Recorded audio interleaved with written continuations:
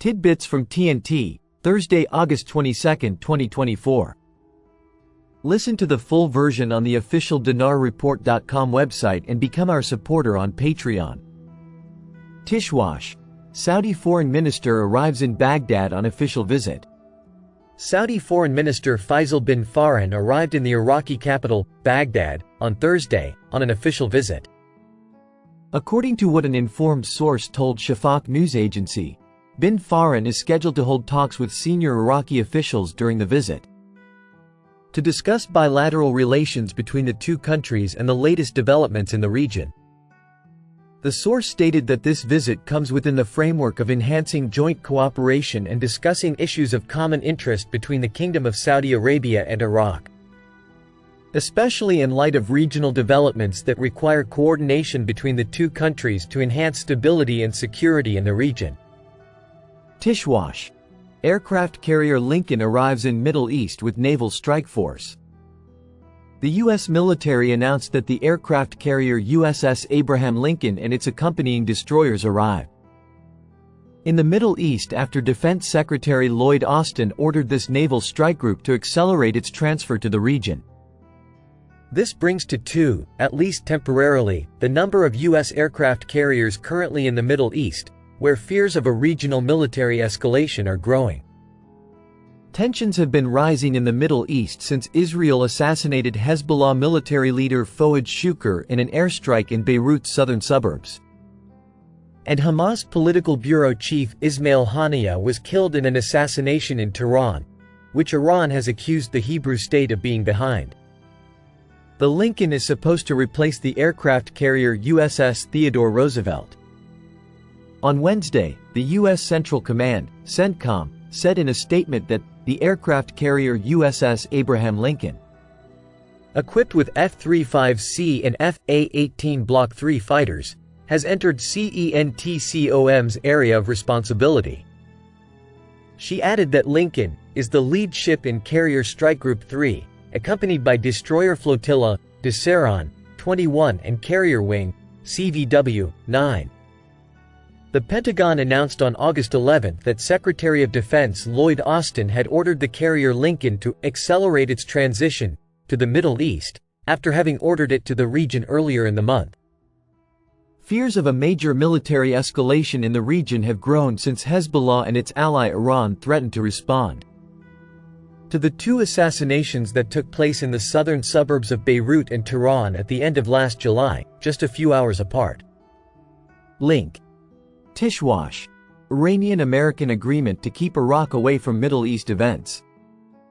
The Israeli newspaper, the Jerusalem Post, revealed on Wednesday that there is an Iranian-American agreement to keep Iraq away from the current conflict, noting that the Iraqi Prime Minister intervened to prevent the American response to the recent bombing of Ain al-Assad.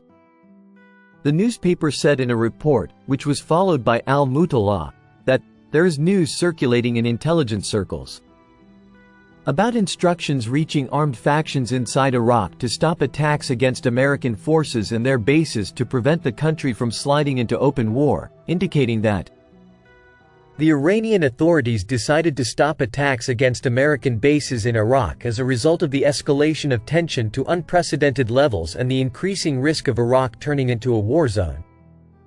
She added that Prime Minister Mohammed Shia al-Sudani was able to convince the Americans not to respond to the recent targeting of Ain al-Assad base and to cancel any plans to target armed factions inside the country, stressing to the Americans that Iraq is committed to maintaining its security and preventing its lands from turning into a battlefield between the American and Iranian parties. The newspaper pointed out that the Iranian instructions do not include any mention of the attacks carried out by the factions inside Iraq against Israeli targets, including the continuous bombing of the port of Eilat, explaining that the cessation of attacks is limited so far to American bases and interests only, according to its description. Tishwash. Iraqi MPs launch campaign to collect signatures to summon central bank governor to parliament. A number of Iraqi parliament members launched a campaign to collect signatures with the aim of summoning the governor of the central bank, Ali al-Alak, to the House of Representatives.